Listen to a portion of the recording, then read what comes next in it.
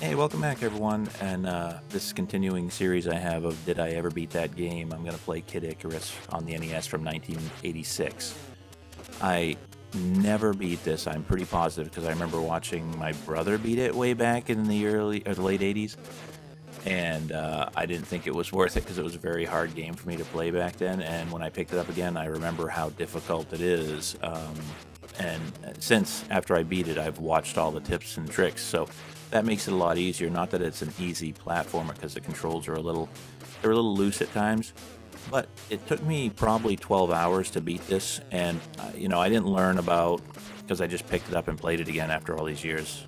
I didn't learn about how you get the arrow upgrades, and it takes a lot of grinding to get hearts to get other upgrades, but I did that a few times and made sure that I got health potions and stuff like that.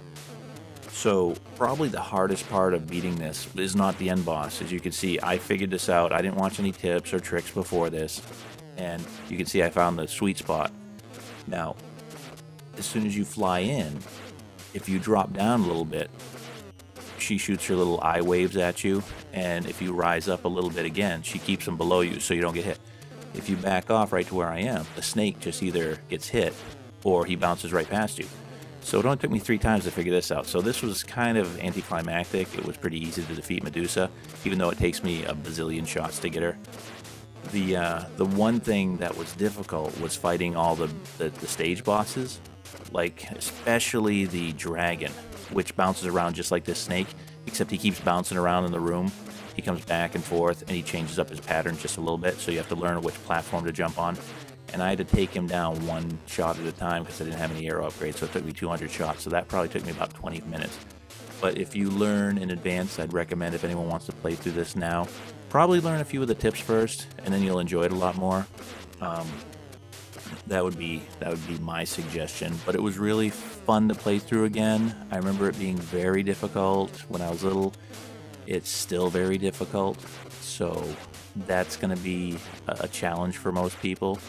But the goal is to make sure that when you play through a level, shoot a lot of enemies, and your health will increase.